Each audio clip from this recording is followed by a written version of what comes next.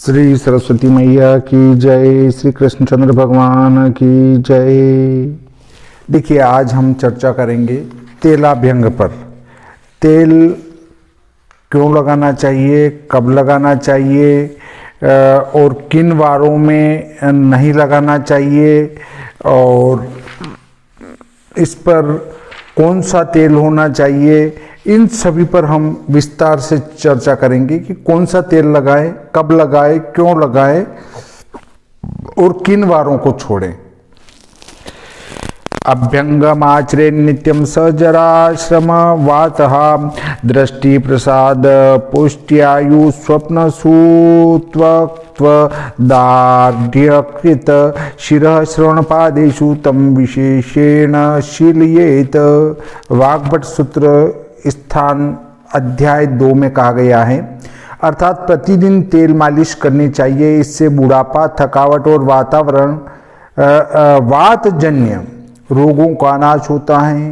मतलब रोजाना तेल की मालिश करने से एक तो बुढ़ापा नहीं आता है, जल्दी आता तो है, जल्दी नहीं आता है, थकावट नहीं आती है, वातजन्य रोगों का नाश हो जाता है। इससे दृष्टि बढ़ती है, शरीर पुष्ट होता है, आयु बढ़ती है, नींद खूब आती है, त्वचा सुंदर और दृढ़ हो जाती है। शीर, कान और पांवों की तली में विशेषतया मालिश करनी चाहिए। शीर, कान और पैर, इनकी तली में तो मालिश करना ही चाहिए, सिर में तेल डालना ही चाहिए। यदि आप अणुवीक्षण यंत्र खुरदबीन की सहायता से अपने शरीर को देखें तो आपको यह जानकर बड़ा आश्चर्य होगा कि प्रकृति ने इसे जालीदार वस्त्र की तरह इतना जीना बुना है कि आप इसमें कठिनता से सुई की नोक के बराबर भी इतना स्थान प्राप्त नहीं कर सकते जहां छिद्र न हो। अर्थात पूरे शरीर में छिद्र ही छिद्र है। हमारे शरीर में असंख्य छिद्र हैं जिन्हें रोमकूप कहा जाता है। यह एक प्रकार की छोटी छोटी नालियां हैं जो प्रतिक्षण शरीर की दूषित वायु और मल को प्रस्वेद तथा गैस के रूप में बाहर फेंककर और विशुद्ध वायु को अंदर पहुंचाकर शरीर को जीवित रखने में सहायक सिद्ध होती हैं। मतलब हम नाक से ही श्वास नहीं लेते, पूरे शरीर में जो छिद्र हैं उनसे भी श्वसन क्रिया चलती रहती हैं। शारीरिक विज्ञान में बतलाया गया है कि हमारे रक्त में लाल, श्वेत और सूक्ष्म 3 प्रकार के रक्त कण या जीवित रक्त कीट होते हैं जिनके ऊपर हमारा जीवन निर्भर है। इन्हें जीवित रहने के लिए विशुद्ध जल, वायु और उपयुक्त भोजन सामग्री की उतनी ही आवश्यकता है जितनी कि हमें। प्रकृति इस आवश्यकता की पूर्ति इन रोमों द्वारा करती है। नाक द्वारा हम इतना वायु अंदर नहीं फेंक सकते जितना कि इन रक्त कीटों को जीवित रखने के लिए अपेक्षित है। यह कार्य इन रोमों द्वारा होता है। यदि किसी मनुष्य के शरीर पर तारकोल या राल आदि अन्य किसी ऐसी वस्तु का लेप कर दिया जाए जिससे यह रोम बंद हो जाए तो आप देखेंगे वह व्यक्ति थोड़ी देर में छटपटाने लग जाएगा, और यदि वह लेप न उतारा जाए तो उसका मर जाना भी असंभव नहीं होगा, अर्थात मृत्यु भी प्राप्त कर सकता है। अभ्यंग अथवा तेल मर्दन त्वचा के इन रोमों को स्वच्छ एवं कार्यक्षम करने का ऐसा प्राकृतिक साधन है जिसका आविष्कार हजारों वर्ष पूर्व शारीरिक विज्ञान प्रणेता भारतीय महर्षियों ने किया और जन स्वास्थ्य को दृष्टि में रखते हुए उसे दैनिक चर्या का एक अंग माना। मतलब ये तेल शरीर में लगाना भी दिनचर्या का एक अंग है। स्वास्थ्य एवं सौंदर्य के लिए तो अभ्यंग का प्रयोग है ही, किंतु रोग चिकित्सा के तौर पर भी तेल मालिश के सफल प्रयोग हुए हैं। और आज भी भारत के अपठित देहातों में घुम, चोट, विविध प्रकार के दर्दों, त्वचा के रोगों और सूजन आदि पर इसका अचूक प्रयोग किया जाता है। यूरोप के लिए अवश्य यह एक नई चीज है। आज से लगभग 100 वर्ष पूर्व हेनरी कलिंग, स्वीडन तथा डॉक्टर मेजर हॉलैंड आदि चिकित्सकों के अनुसंधान से ही वहाँ के निवासियों को इसकी महत्ता का पता चला और वे इसका प्रयोग करने लगे। विदेशों में पहले इस तेल के प्रयोग के संबंध में विशेष जानकारी नहीं हुआ करती थी। अब तेल मर्दन क्यों करें, अर्थात तेल क्यों लगाएं? आयुर्वेद की दृष्टि से तेल की उपयोगिता घृत से कुछ कम नहीं है। जो शक्तिशाली पौष्टिक तत्व घृत में पाए जाते हैं, अन्यून वे ही सब तेल में भी यथेष्ट मात्रा में मिलते हैं। यही नहीं किंतु महर्षि चरक ने तो घृतादष्ट गुणम तेल मर्दने न तू भक्षणे कहकर तेल में घृत से 8 गुना ज्यादा शक्ति को स्वीकार किया है। अंतर केवल यही है कि घृत जहाँ खाया जाने के उपरांत गुणकारी होता है, वहां तेल मालिश करने से, मतलब घी खाने से गुण करता है और तेल मालिश करने से गुणकारी हो जाता है।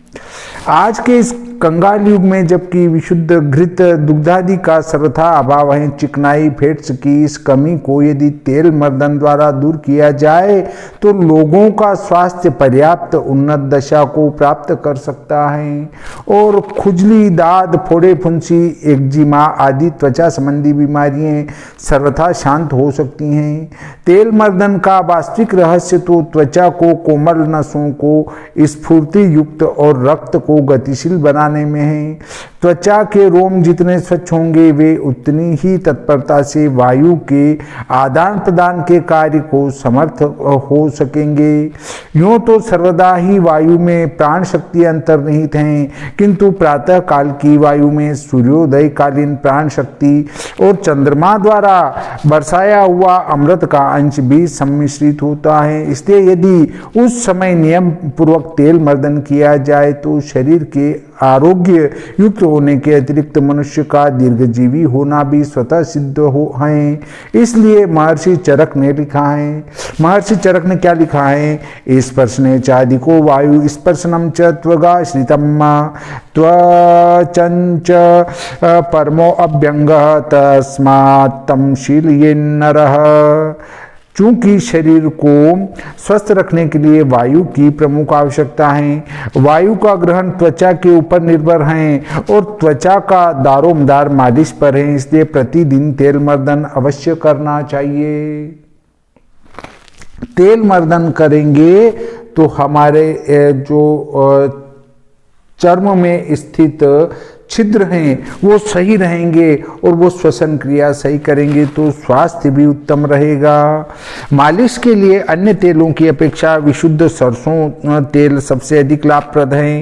प्रत्येक अंग पर तेल लगाकर उसे खूब मलना चाहिए। यदि सिर में प्रतिदिन अच्छी तरह तेल मर्दन किया जाए तो सिर दर्द, बालों का गिरना, मस्तिष्क की निर्बलता आदि सभी व्याधियां अपने आप शांत हो जाती हैं। मालिश करते समय दूसरे तीसरे दिन कानों में भी तेल की बूंद टपका लेनी चाहिए। ऐसा करने से न कर्ण रोगा वातोत्थान वात्या हनु संग्रहाः नोचे श्रुतिर्न वाधीर्यम स्यात् नित्यम कर्ण तर्पणात्। कानों में वातज रोग नहीं होते, फोड़े, फुंसी और जबड़ा संघात का भय नहीं रहता, ऊंचा सुनने और बहरेपन की व्याधि नहीं होती। कानों के नीचे के हिस्से पर अंगूठे से धीरे धीरे मालिश करनी चाहिए, क्योंकि स्नायुओं का संधि स्थान होने के कारण इसके मर्दन का प्रभाव सारे वात संस्थान के ऊपर पड़ता है। पैरों के तलुओं के नीचे धीरे धीरे मालिश पांवों की बीमारियों के साथ साथ नेत्र रोगों की भी अद्वितीय महौषधि है। ऐसा करने वालों की दृष्टि कभी कमजोर नहीं होती। देखिए, तेल की मालिश यहाँ करना चाहिए, यहाँ, इससे जो है यहाँ छोटी छोटी नसें होती है वो कान को पुष्ट करती है। अब देखिए, रवि मंगल आदि वारों को क्यों नहीं, तेलाभ्यंग रवि मंगल को क्यों नहीं करें, इसके संबंध में बताया गया है। पर यह स्मरण रखिए कि आप तेल मर्दन का वास्तविक लाभ तभी उठा सकते हैं जब इसका आचरण धर्मानुसार करें। बिना समझे बुझे यदि आप अंधाधुंध तेल रगड़ने बैठ जाएं तो उसका परिणाम खुजली आदि रोगों से भी भयंकर रोगों में फंसना हो सकता है। उदाहरण के तौर पर यूं समझिए, धर्मशास्त्र में तेलाभ्यंगेरवोताप सोमे शोभा कुजे मृतिः बुधे धनम गुरु हानि शुक्रे दुखम शनु सुखम। रविवार को तेल मर्दन से ताप गर्मी संबंधी रोग, सोम को शारीरिक सौंदर्य, मंगल को मृत्यु, बुध को धन प्राप्ति, गुरु को हानि, शुक्र को दुख और शनि को सुख होता है। इस श्लोक में रवि मंगल आदि वारों को तेल मर्दन का निषेध किया है। हमें एक तो रविवार को तेल नहीं लगाना चाहिए, दूसरा मंगलवार को नहीं लगाना चाहिए, गुरुवार को नहीं लगाना चाहिए, शुक्रवार को नहीं लगाना चाहिए। बाकी वारों में तेल लगाने में कोई दोष नहीं है, परंतु जो प्रतिदिन ही तेल लगाते हैं नियमित रूप से, उनके लिए इस प्रकार का विचार करने की आवश्यकता नहीं है। इन श्लोकों में रवि मंगल आदि वारों को तेल मर्दन का निषेध किया है। इस निषेध की वैज्ञानिकता को न समझते हुए जनसाधारण या तो इसे व्यर्थ का ढोंग बतलाने लग जाते हैं या इसकी नितांत उपेक्षा करते हैं। लेकिन किसी बात को न मानने या जानबूझकर उसकी उपेक्षा करने से उस वस्तु के गुणावगुण और प्रभाव तो नष्ट नहीं हो सकता। धतूरा विष होता है, उसके खा लेने पर व्यक्ति की मृत्यु हो सकती है।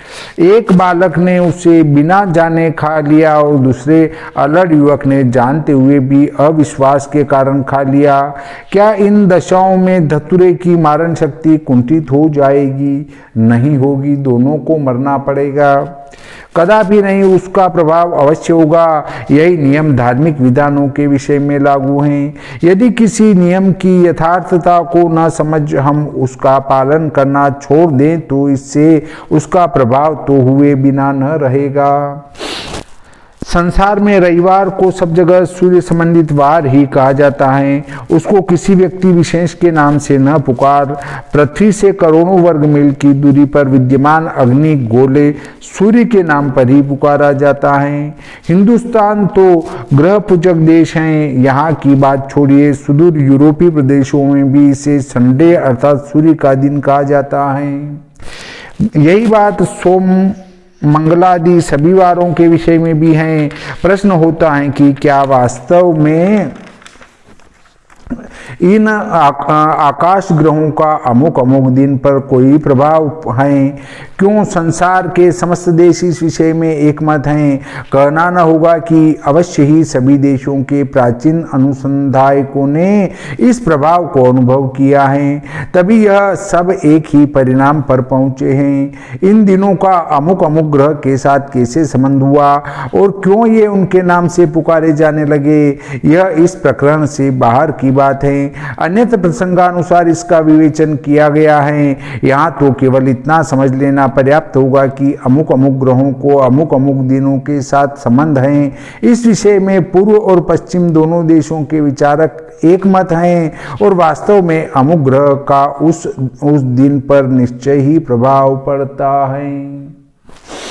इस सामान्य सी बात को समझ लेने पर यह समझने में आपको कोई कठिनाई नहीं होगी कि अमुक अमुक दिन तेल मालिश क्यों नहीं करने चाहिए। रविवार को ही लीजिए, यह दिन उस ग्रह से संबद्ध हैं जो संसार भर की तेज शक्ति का एकमात्र केंद्र हैं, गर्मी का भंडार हैं, आग की एक ऐसी दहकती हुई भट्टी हैं जिसकी गर्मी करोड़ों वर्ग मील की दूरी पर रहने वाले हम लोगों को भी असह्य आज पहुंचाए बिना नहीं छोड़ती। वास्तव में यह गर्मी या उष्णता ही जीवन है। शरीर में जब तक गर्मी पित्त विद्यमान है वह उस समय तक जीवित हैं। ठंडा हुआ कि मरा। पित्त गर्मी का इतना महत्व होते हुए भी उसका परिमाण निश्चित है। वह जब तक शरीर में निश्चित मात्रा में रहेगा शरीर निरोग रहेगा। अपनी मात्रा से बढ़ा कि अनेक गर्मी संबंधी रोग तुरंत उत्पन्न हो जाते हैं। रविवार को संपूर्ण दिन का वातावरण अन्य दिनों दिनों की अपेक्षा अधिक गर्म होगा ही, जिसके प्रभाव से हमारे शरीर में भी पित्त अन्य दिनों की अपेक्षा बढ़ा हुआ होगा। इधर आपने तेल की बोतल उठाई और लगे शरीर पर रगड़ा लगाने। रविवार की गर्मी, तत्प्रभावजन्य पित्त की गर्मी और आपके मर्दन से उत्पन्न हुई गर्मी, आखिर इतनी गर्मी समाएगी कहाँ। 3 प्रकार की गर्मी शरीर पर हो जाएगी। शरीर में विद्यमान पित्त में उबाल आ जाएगा और परिणाम होगा रवोतापः। इसी प्रकार मंगल ग्रह को ही लीजिए, यह पृथ्वी का पुत्र हमारी भूमि का ही एक टुकड़ा है, लाल रंग का अत्युष्ण ग्रह है और इसका प्रभाव हमारे रक्त पर पड़ता है। मंगल के दिन रक्त में दबाव तो पहले से ही विद्यमान है, तब मालिश के द्वारा उस दबाव में और वृद्धि होगी, जो कि अपस्मार, मृगी, खुजली, फोड़े फुंसी आदि अनेक रोगों के रूप में प्रकट होकर शीघ्र मृत्यु का कारण बन सकती हैं। यही बात शुक्र, जो कि मनुष्य शरीरांतरवर्ती शुक्र को वीर्य का स्वामी है, के विषय में समझनी चाहिए। शुक्र को तेल मर्दन से वीर्य में उष्णता की अभिवृद्धि होने के कारण उसका दूषित होना और मनुष्य को अनेक कष्टों में डाल देना स्वाभाविक है। क्योंकि बृहस्पति का संबंध हमारी बुद्धि से है, इसलिए वह दिन बौद्धिक कार्यों के लिए जितना उपयुक्त हो सकता है उतना शारीरिक कार्यों के लिए नहीं। इन सूक्ष्म किंतु महत्वपूर्ण तथ्यों को भुला देने से ही हम लोग अनेक प्रकार के कष्ट उठाते हैं। डॉक्टर और वैद्य रोगों को निदान अन्य बातों में ढूंढते हैं। उनको क्या पता कि रोगी ने यह बीमारी प्रकृति के नियमों का उल्लंघन करके प्राप्त की है। देखिए, कोई भी बीमारी होगी तो वो प्रकृति के नियम का उल्लंघन करने से ही होगी। प्रकृति के नियम का उल्लंघन किए बिना कोई भी बीमारी नहीं होगी। महर्षियों ने तेल मर्दन के इस निषेधात्मक वचन के परिहार के लिए भी एक व्यवस्था की है, जो उनकी सूक्ष्मदर्शिनी बुद्धि का ज्वलंत उदाहरण तो है ही, किंतु वनस्पति इनके ज्ञान पर आश्रित होने के कारण अमोघ भी है। रवो पुष्पम गुरु दुर्वा भौमवारे च मृतिका गोमयम शुक्रवारे चे तेलाभ्यंगे न दोषभाग। यदि रविवार को पुष्प, गुरुवार को दुर्वा, मंगल को मिट्टी और शुक्र को जरा सा गोमय डाल लिया जाए तो तेल मर्दन में कोई दोष नहीं है। अर्थात इन वारों को ये चीज आप तेल में मिलाकर उसका उपयोग करें तो उसका कोई दोष नहीं होता है। उपयुक्त श्लोक में वर्णित सभी वस्तुएं उन दोषों की उपशमक हैं।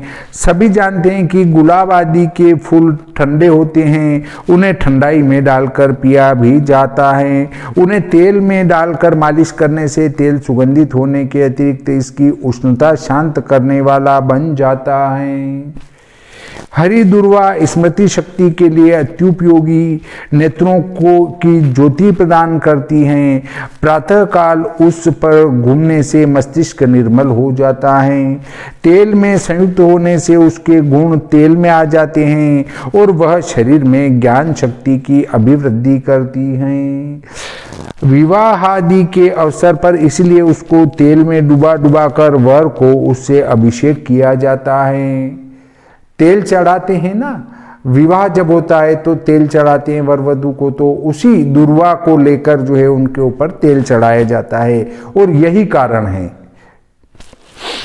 मंगल भूमि पुत्र हैं, हमारा रक्त भी पार्थिव वस्तुओं से ही बनता है। जरा सी मिट्टी मिला देने से तेल की उग्र उष्ण शक्ति निष्प्रभ हो जाती है और वह रक्त के लिए हानिकारक नहीं रहता। गोमय और गोमूत्र जैसी वीर शोधक औषधि कोई नहीं शोधन की जो प्रबल शक्ति इन दोनों वस्तुओं में है, वह अन्यत्र नहीं मिल सकती। तेल के साथ गोमय को मिलाकर मलने से उसका वीर्य पर पड़ने वाला दुष्प्रभाव दूर हो जाता है। वह हानिकारक होने की बजाय त्वचा संबंधी रोगों के लिए औषध बन जाता है। तेल मर्दन के संबंध में यहाँ इतना और अधिक समझ लेना चाहिए कि अमुक वार को तेल मर्दन न करने की और आवश्यक दशा में उसमें अमुक वस्तु के सम्मिश्रण की जो बात हमने लिखी है वह वस्तुतः सब व्यवस्था तिल निषद स्नेह के संबंध में ही लागू होती हैं, क्योंकि संस्कृत व्याकरणानुसार तिलों से निकली हुई चिकनाई का नाम ही तेल है। जो चिकनाई युक्त द्रव निकलता है उसी का नाम तेल है। आज सरसों, गिरी, मूंगफली आदि सभी वस्तुओं से निकलने वाली चिकनाई को तेल कह देने की जो परिपाटी पड़ गई है वह वस्तुतः हिंदी, उर्दू आदि भाषाओं के अधूरेपन का ही परिणाम है। मूंगफली और सरसों इनसे निकलने वाली चिकनाई को तेल के देने की जो परिपाटी पड़ गई है वो हिंदी, उर्दू आदि भाषाओं के अधूरेपन का परिणाम है। संस्कृत साहित्य में सरसों से निकलने वाले स्नेह चिकनाई को सारसप कहते हैं। सरसों से निकलने वाले चिकनाई को तेल नहीं कहते हैं, उसको सारसप कहते हैं। इसी प्रकार अन्यान्य वस्तुओं के नाम के अनुसार ही उनसे तद्धित प्रत्यय लगाने पर तादृश नाम सिद्ध होते हैं। इसलिए शास्त्र में सुस्पष्ट रूप से सदैव लगा सकने योग्य तेल का वर्णन करते हुए लिखा है, तिल से निकलने वाले चिकनाई युक्त पदार्थ को ही तेल कहते हैं। बाकी से जो चिकनाई युक्त पदार्थ निकलता है उसमें वो प्रत्यय लगाकर, संस्कृत का प्रत्यय जोड़कर ही उसका नाम रखा जा सकता है। जैसे सरसों को सारसप कहते हैं, सरसों से निकलने वाले को। सारसपम गंध तेलम च यत्तेलम पुष्पवासितम अन्य द्रव्ययुतम तेलम न दुष्यति कदाचन।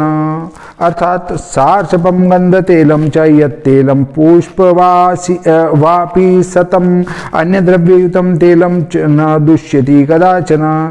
सरसों का तेल, सुगंध युक्त तेल, फूलों से वासित तेल और अन्य द्रव्य जिसमें मिलाया गया हो, ऐसे सब तेल सब दिन लगाए जा सकते हैं। जिसमें सुगंधित तेल मिला दिया गया हो, फूलों से वासित तेल मिला दिया गया हो, ऐसा तेल प्रतिदिन लगा सकते हैं। आशा है इस विवेचन से हम पाठकों को इन शास्त्रीय श्लोकों की यथार्थता समझने में कुछ सहायता अवश्य मिली होगी। इस प्रकार आज का ये तेलाभ्यंग का प्रकरण यहीं समाप्त करते हैं। अगले प्रकरण में हम आपको स्नान के संबंध में विस्तार से जानकारी देंगे कि स्नान क्यों करना चाहिए, स्नान से क्या लाभ होगा, स्नान किस प्रकार से करना चाहिए, इस पर हम विस्तार से चर्चा करेंगे। आज का प्रकरण यहीं समाप्त करते हैं। श्री सरस्वती मैया की जय, श्री कृष्णचंद्र भगवान की जय।